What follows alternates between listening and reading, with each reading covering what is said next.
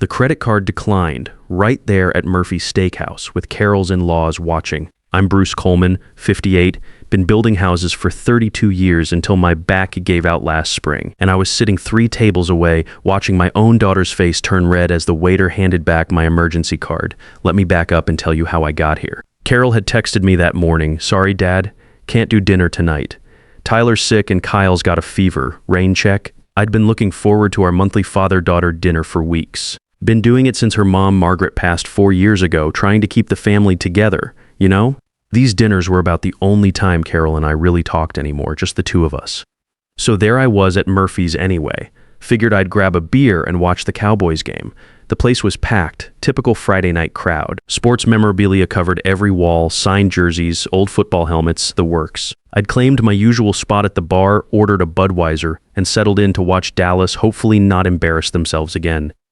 That's when I spotted her, my daughter Carol, 34 years old, sitting at the best table in the house. The corner booth by the window, the one that costs extra and usually needs reservations weeks in advance. She was with Tyler's parents, Rex and Beverly Murphy. Not a sick person in sight. She was laughing like she didn't have a care in the world, raising a glass of what looked like expensive champagne. The kind of champagne I used to buy Margaret for anniversaries, back when money wasn't so tight. Tyler was there too, wearing a watch I'd never seen before. Gold looked real heavy, the kind of watch that costs more than most people make in a month. Kyle was nowhere around, probably with a babysitter they'd paid for with money I was starting to suspect came from my wallet. I sat there nursing my beer, trying to process what I was seeing. Carol had been telling me for months how tight money was. Tyler lost his sales job 6 months back, she said. They were struggling with the mortgage, couldn't afford daycare for Kyle, living off her part-time graphic design work. That's why I'd given her my emergency credit card back in the spring. Just for groceries and necessities, honey. Until Tyler gets back on his feet. I remember that day clearly. Carol had come over to my house, Kyle on her hip, tears in her eyes. "Dad, I don't know what we're going to do. Tyler's unemployment isn't enough, and I can barely get 10 hours a week of design work. We might lose the apartment. What kind of father says no to that?" I'd worked construction for 32 years, saved every penny I could for retirement. But seeing my daughter struggle, seeing my grandson maybe going hungry, I handed over that card without hesitation. But looking at their table now, I saw plates of prime rib that had to cost $45 each. Lobster tails the size of my fist. Sides that cost more than I spend on groceries in a week. The champagne bottle had a label I couldn't read from where I sat. But knowing Murphy's prices, it wasn't the $12 stuff from the grocery store. The waiter at their table looked familiar. Shane, I think his name was. I'd seen him here before during my solo dinners after Margaret died. He always mentioned putting things on the Coleman tab when I came in for my monthly splurge. Made sense then, when it was just me ordering a burger and fries. Doesn't make sense now, watching him serve what looked like a feast to 4 people. Something cold settled in my stomach. I pulled out my phone and opened my banking app, the one my neighbor's kid had helped me set up after Margaret passed. What I saw made my blood pressure spike higher than it had been since my last physical. Transaction after transaction at Murphy's over the past 3 months. $480 here, $620 there, $390 for another family dinner I was never invited to. The emergency card I'd given her for groceries and necessities had been used for 11 different steakhouse meals, each one showing 4 to 6 people on the receipt. Each one adding up to more than I spent on food in 2 weeks. Total damage, $4,200. That's more than a month and a half of my retirement pension. Money I'd been saving by eating ramen and canned soup for lunch, skipping my usual Friday night dinners here, putting off buying new work boots, even though my old ones had holes that let in water every time it rained. I stared at the numbers on my phone screen, checking them twice to make sure I wasn't seeing things wrong, but there they were clear as day. 11 different charges at Murphy's Steakhouse, each one bigger than what I'd spend on a week's worth of groceries. Each one charged to the emergency card I'd given my daughter to keep her family from going hungry. While I was eating microwave dinners and generic cereal, Carol was apparently living like royalty, with Tyler's parents no less. People who, from the look of Beverly's jewelry and Rex's expensive suit, didn't need anyone else picking up their dinner tab. I did what any construction foreman would do when he catches someone stealing from the job site.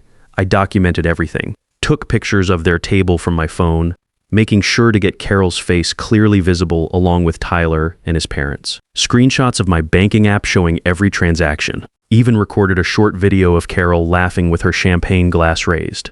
Tyler's gold watch catching the restaurant's dim lighting. evidence. If 32 years of managing construction sites taught me anything, it's that you always need documentation when someone's screwing you over. Whether it's a contractor cutting corners on materials or a worker showing up drunk, you document everything. Paper trail beats he said, she said every time. I sat there for another 10 minutes, methodically building my case.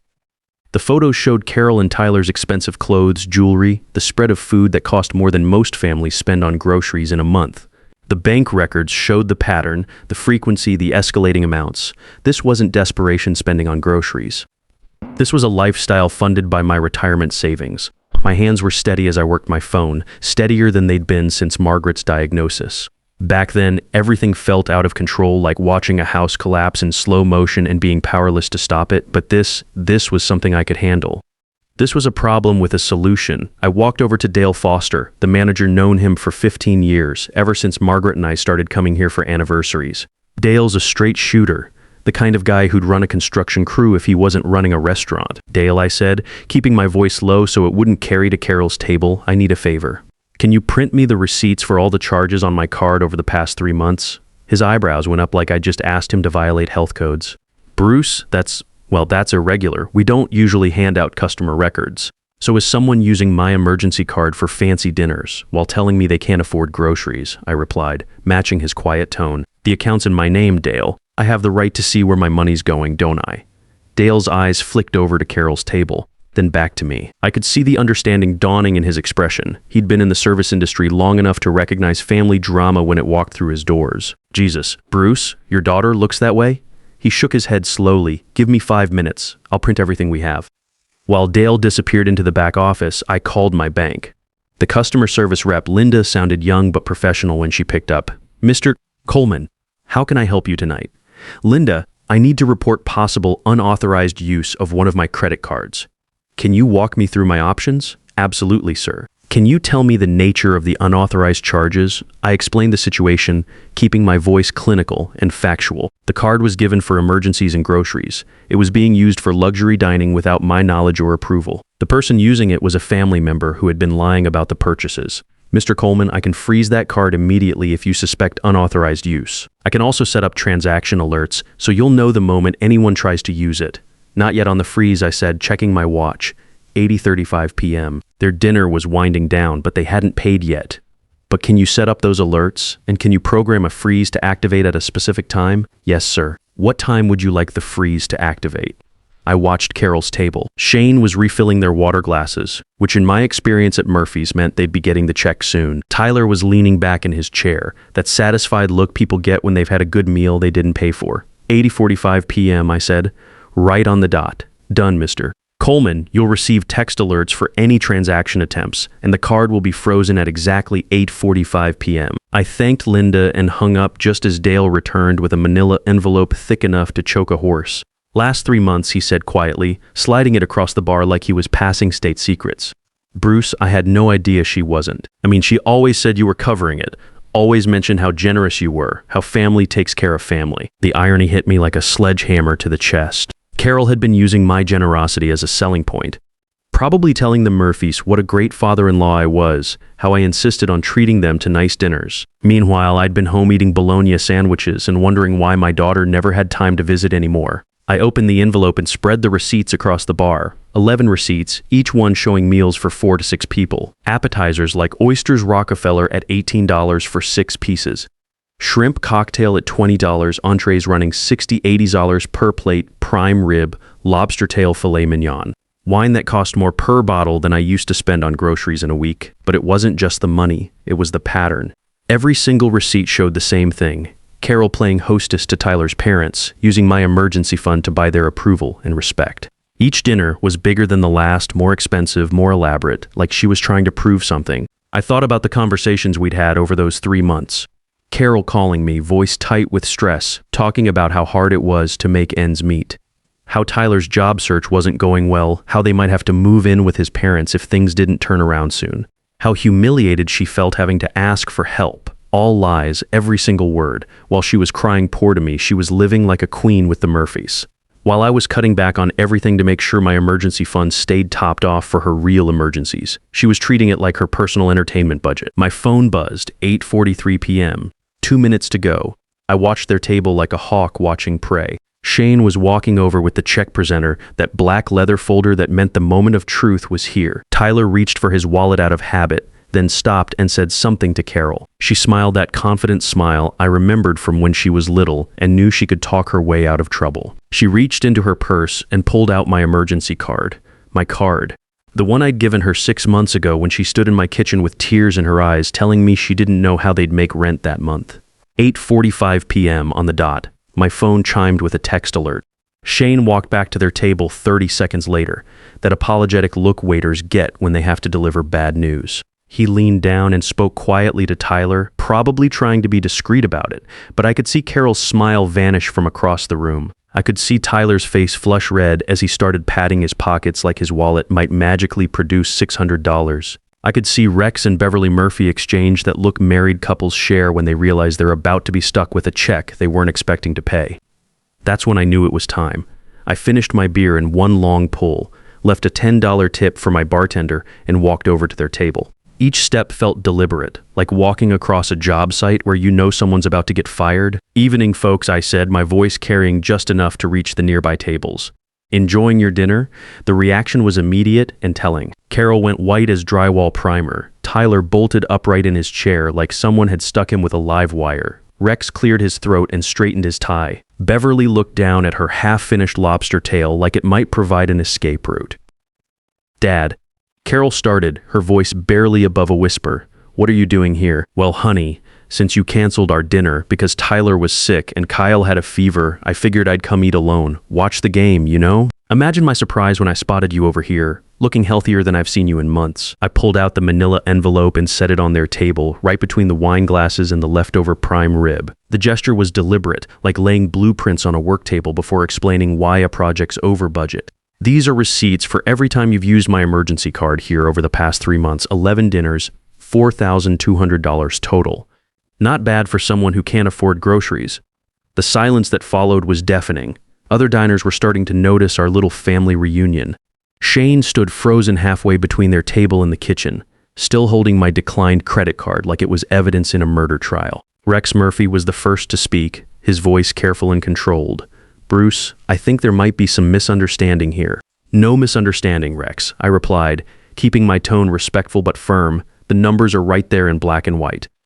Your son and daughter-in-law have been telling me they're struggling to put food on the table while treating you folks to $400 dinners on my dime." Beverly's face flushed red as her lobster. "We had no idea," Carol always said. "She said you insisted on covering these dinners, that it was your way of welcoming us to the family." I felt something twist in my chest, not anger exactly, but something colder, more final. "Did she tell you I insisted?" Because for the past 6 months, Carol's been calling me in tears about how tight money is, how Tyler lost his job, how they might lose their apartment, how humiliated she felt having to ask her old man for help. Tyler found his voice, though it came out shaky. "Mr. Coleman, we were going to pay you back. This isn't what it looks like." "What it looks like, Tyler, is that you've been out of work for 6 months while spending my retirement money on surf and turf. What it looks like is that my daughter has been lying to both of us, telling me you're broke and telling you that I'm happy to fund your lifestyle." I pulled out my phone and showed them the banking app, the screen displaying transaction after transaction. "See these dates? October 15th, November 3rd, November 18th. Every single one matches up with a night. Carol told me she was too stressed to have dinner with me, too overwhelmed to visit, too busy with a sick kid."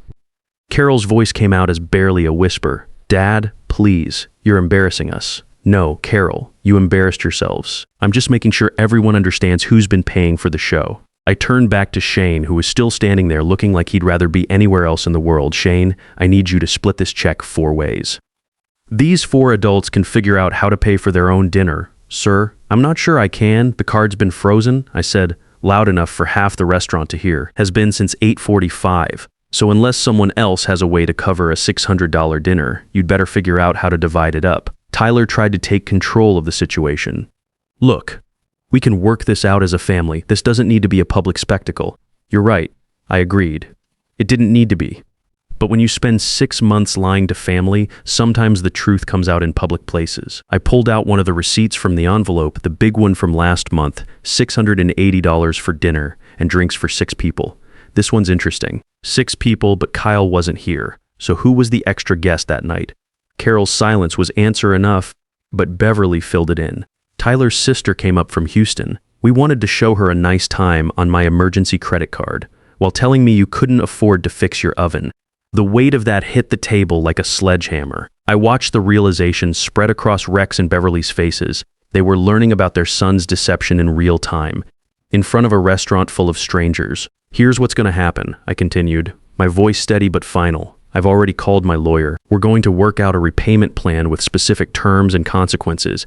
This isn't a family loan anymore. This is a legal debt. Carol's eyes went wide with something that looked like panic. Dad, you can't be serious. Lawyers? For family? You stopped treating me like family when you started treating me like an ATM with no withdrawal limits, I said. I worked 32 years, broke my back building houses, saved every penny for retirement. That money isn't play money for you to impress the in-laws. Tyler's jaw was working like he was chewing on words before spitting them out. This is insane. You're going to destroy this family over money. I'm not destroying anything, Tyler. I'm stopping the destruction you've already been doing. Every lie Carol told me, every dinner you shared on my dime while I ate microwave meals alone, every time you let me believe you were struggling while you were living better than I am, that's what's been destroying this family. I looked around the table at 4 adults who suddenly looked very young and very caught. You want to know what's insane? What's insane is that I was proud of how generous I'd raised Carol to be. Turns out I just taught her how to be generous with other people's money. I started to leave, then turned back one more time. Oh, and Carol, next time you want to cancel our dinner, just tell the truth. Sorry, Dad. We're spending your money on other people tonight. I'll appreciate the honesty. The ride home was quiet, not angry quiet, just clear. For the first time in months, I knew exactly where I stood with my daughter. And it wasn't where I thought it was, but at least now I knew. My phone started buzzing before I even pulled into my driveway. Text after text from Carol. Dad, please call me. You don't understand the whole situation. We need to talk. Tyler's parents are furious. I turned the phone off. 32 years in construction taught me when to walk away from a job site that's unsafe. This was one of those times. The next morning, I did what any good foreman does after a major screw-up on site. I called a meeting with the people who could fix the problem. But this wasn't going to be just Carol and me working it out over coffee. I called my lawyer buddy, Troy Bennett. Troy's been handling construction contracts for me for 20 years, helped me navigate insurance claims, worker disputes, the legal side of running crews. Time to treat this family mess like a business problem. Troy, I said over coffee at his office Monday morning, I need to know my options. If my daughter's been using my credit card without permission for non-emergency purchases, what am I looking at legally? Troy leaned back in his chair, the same way he did when contractors tried to explain why they were over budget and behind schedule. Bruce, technically speaking, it could be fraud, but you gave her the card voluntarily.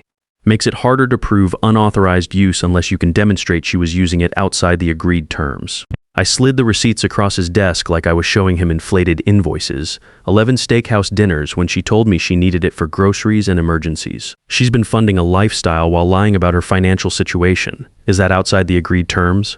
Troy whistled low as he flipped through the papers, the same sound he made when he saw how badly a subcontractor had messed up a foundation. I'd say that's pretty far outside. What do you want to accomplish here, Bruce? Are we talking criminal charges, civil recovery, or just scaring her straight? I thought about that question for a long time. Was I ready to treat Carol like any other person who defrauded me? In construction, when someone steals materials or inflates bills, you don't give them another chance to do it again. You protect yourself and make sure they understand there are consequences. I want my money back, all of it, and I want a written agreement about any future financial help.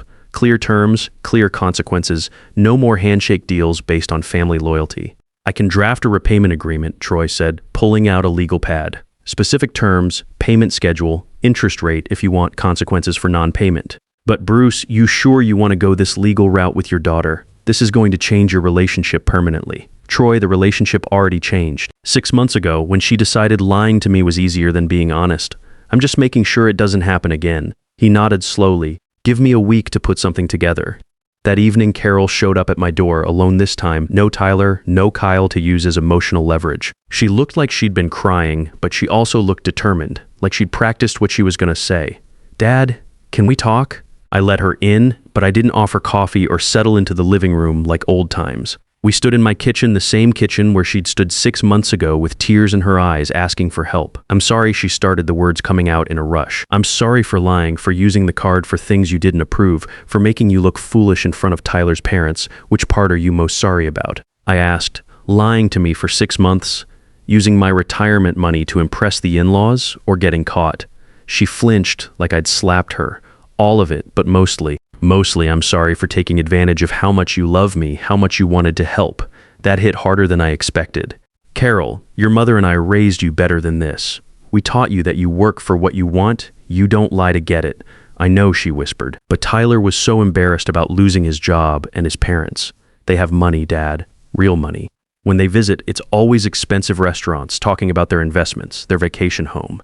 Tyler felt like such a failure in comparison. So you decided to fake success using my money. We told ourselves it was temporary, that Tyler would find another job, we'd pay you back, nobody would get hurt. I pulled out my phone and showed her the pictures I'd taken at Murphy's. This is you laughing with champagne while I'm home eating canned soup. This is Tyler wearing a watch that costs more than my truck payment. Where did that watch come from, Carol? Her silence was answer enough. Here's what's going to happen, I said, my voice steady and final. My lawyer is drafting a repayment agreement, $4,200 plus interest paid back at $250 a month. That's about 18 months to make this right. Miss a payment and we explore other options. Her eyes went wide. Dad, you can't be serious. Lawyers, legal contracts, for family. You stopped treating this like a family matter when you started treating me like a bank that doesn't check statements. I worked 32 years to save that money, Carol.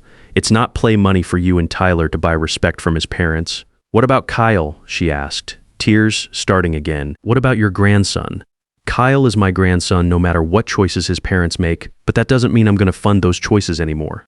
You want Kyle to learn values? Start by showing him that actions have consequences. 3 weeks later, Carol signed Troy's agreement. Tyler had to swallow his pride and take a night shift job at a warehouse, $15 an hour, not the management position he'd been holding out for, but honest work that paid actual bills. Carol picked up 3 more freelance clients, working nights after Kyle went to bed. They sold Tyler's gold watch to make the first payment. Rex and Beverly Murphy called me a month later. Beverly's voice was tight with embarrassment when I answered. Bruce, we wanted you to know we had no idea about the situation. We thought Tyler and Carol were doing well financially. They were doing well, Beverly. On my dime, we've talked to Tyler, made it clear this isn't how we raised him, and we want to pay you back for the dinners we attended. I appreciate the offer, but this is between Carol and me now. Though I'd suggest you start picking up your own checks when you visit. 6 months later, Carol had made every payment on time.